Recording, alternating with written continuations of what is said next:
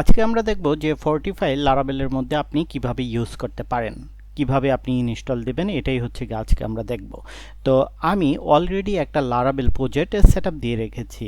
এই যে আপনি যদি এই জায়গায় দেখতে পারেন যে টিউটোরিয়াল একটা ফোল্ডার আছে, তার ভিতরে হচ্ছে কি ফর্টিফাই নামে আমি একটা ফ্রেশ লারাবেল প্রজেক্ট সেটআপ দিয়ে নিয়েছি। এটা তো সবাই পারেন, হ্যাঁ।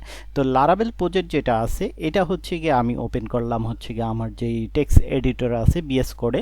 আপনারা অন্য কোনো এডিটর ইউজ করতে পারেন আপনাদের ইচ্ছে, হ্যাঁ। তো বিএস কোডে এটা যেহেতু ফ্রেশ লারাবেল, তো আমি প্রথমে যেটা করব একটা ফর্টিফাই নামে হচ্ছে গিয়ে ডাটাবেস ক্রিয়েট করব, দেন হচ্ছে গিয়ে আমি আমার ইনফরমেশনগুলো দিলাম।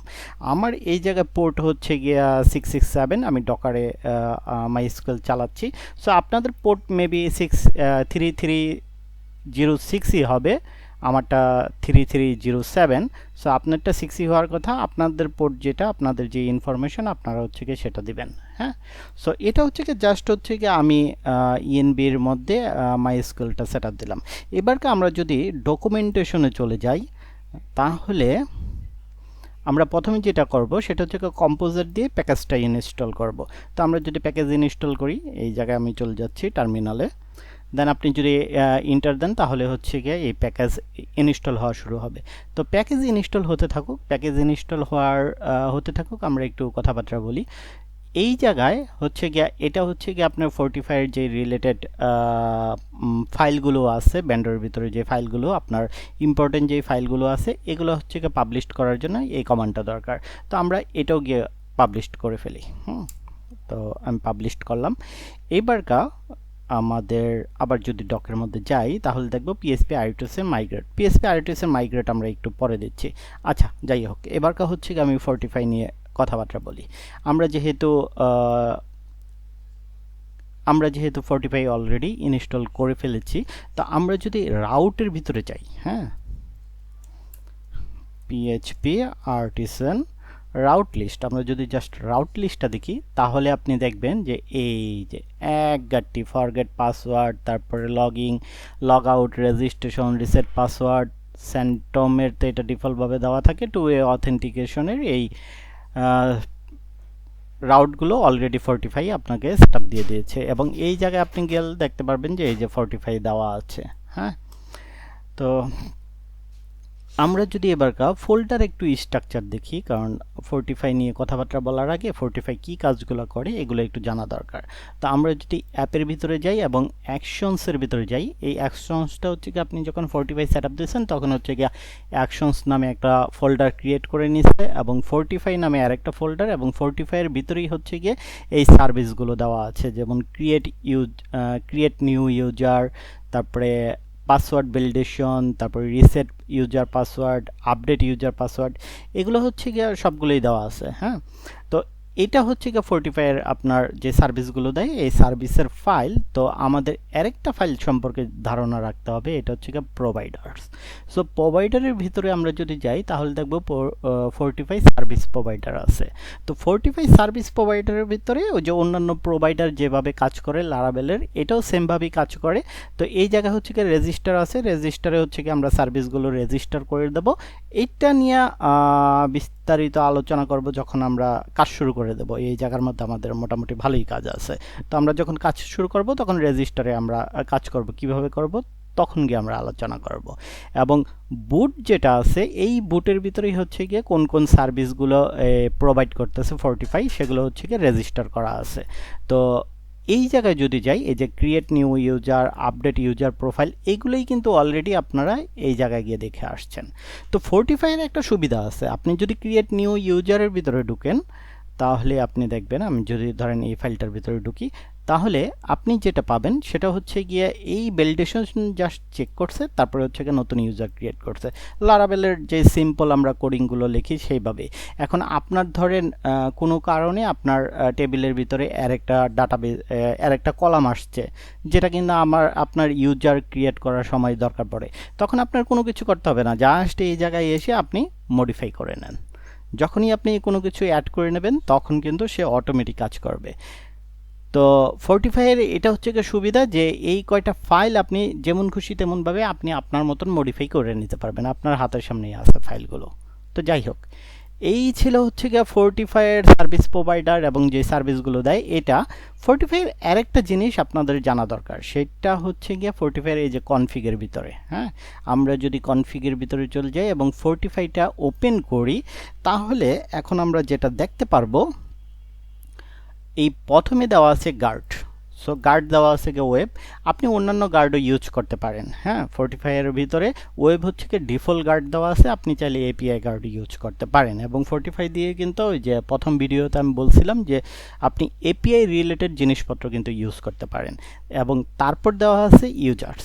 সো পাসওয়ার্ড, সো পাসওয়ার্ড হচ্ছে গিয়া আপনার যদি পাসওয়ার্ড রিসেট করার দরকার পড়ে, কোন টেবিল থেকে কোন পাসওয়ার্ডটা রিসেট করবে ওইটার এগেনস্টে এই হচ্ছে গিয়ে পাসওয়ার্ড।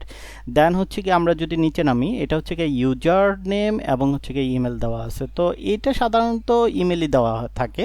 সো আপনার যদি এরকম দরকার পড়ে আপনার প্রজেক্টে যে তার আগে বলি যে এটার কি কাজ, এটা না বলেই আমি আগিয়ে ফেলছি।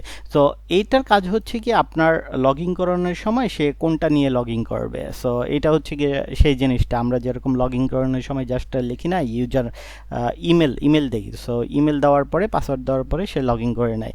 সো ইউজার নেমে আপনি যদি আপনার টেবিল কলামের মধ্যে ইউনিক ইউজার নেম থাকে, তাহলে সেই ইউজার নেমটা যদি আপনি এই জায়গায় বসিয়ে দেন, তাহলে তখন আপনি ইমেল বাদেও শুধুমাত্র ইউজার নেম দিয়ে লগ ইন করতে পারবেন।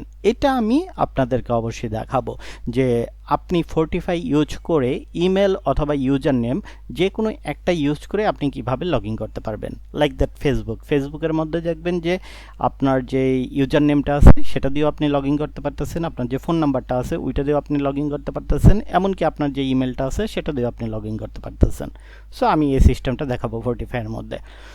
দেন হচ্ছে কি আমাদের আছে গিয়া রাউট সার্ভিস প্রোভাইডার, এটা হচ্ছে গিয়ে হোম।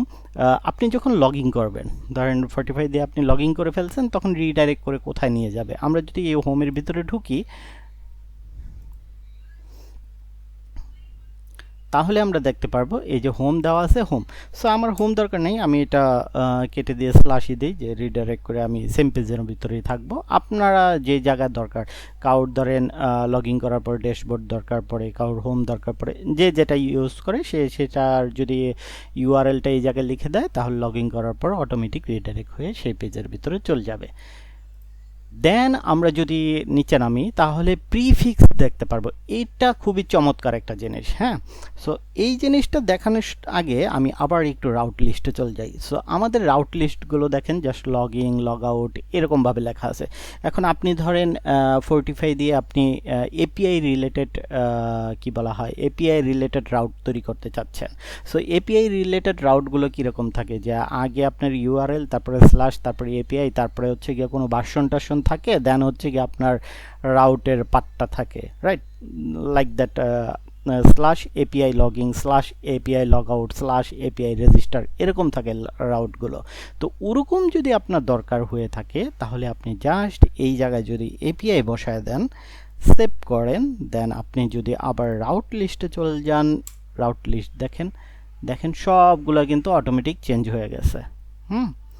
সো এটা হচ্ছে গিয়ে ফোর্টিফাইয়ের খুবই দারুণ একটা চমৎকার সুবিধা, আপনি যে কোনো টাইমে রাউটগুলো মডিফাই করে নিতে পারেন। তো আমরা যদি আবার একটু ব্যাক করি, তারপরে আছে কি আমাদের ডোমিং। সো ডোমিংটাও সেইরকম সেমভাবেই, হ্যাঁ, আপনি ডোমিং একটা ইউজ করে দেখেন যে ডোমিং কিভাবে অ্যাড হচ্ছে। দেন হচ্ছে গিয়ে আসে গিয়ে মিডলওয়্যার হচ্ছে গিয়ে ডিফল্টভাবে ওয়েব দেওয়া আছে, আপনি মিডলওয়্যার অন্য কিছু ইউজ করতে পারেন। ওয়েব দেওয়া আছে, আপনি এপিআই ইউজ করতে পারেন, সেন্টম ইউজ করতে পারেন, অথবা আপনার কাস্টম কোনো মিডলওয়্যার আপনি যদি তৈরি করে থাকেন এবং গ্লোবালি যদি আপনি রাউটগুলোর উপরে সেগুলো অ্যাপ্লাই করতে চান, তাহলে হচ্ছে গিয়ে জাস্ট মিডলওয়্যারের জায়গায় আপনি সেটা লিখে দেবেন। দেন হচ্ছে গিয়ে লিমিটার্স। সো এই জিনিসটা হচ্ছে গিয়ে আপনি পার মিনিটে কতবার হচ্ছে গিয়ে আপনার লকিং পেজের মধ্যে আপনি হিট করতে পারবেন। এটা ধরেন এরকম আছে না, হ্যাক করার চেষ্টা করে, সো সে তারা হচ্ছে গিয়ে পার মিনিটে বট সেট করে দেয়, অটোমেটিক লগিংয়ের মধ্যে হিট করতেই থাকে।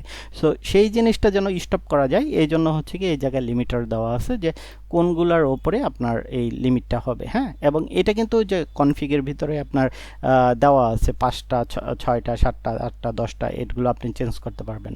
পরবর্তীতে আমি এটা দেখায় দেব। দেন হচ্ছে গিয়ে এই যে ভিউস হচ্ছে গিয়ে আমরা যদি আবার একটু রাউটের মধ্যে চলে যাই, এই জায়গার মধ্যে গেলে আপনি, আমি আবার একটু রাউট লিস্টটা দেখি।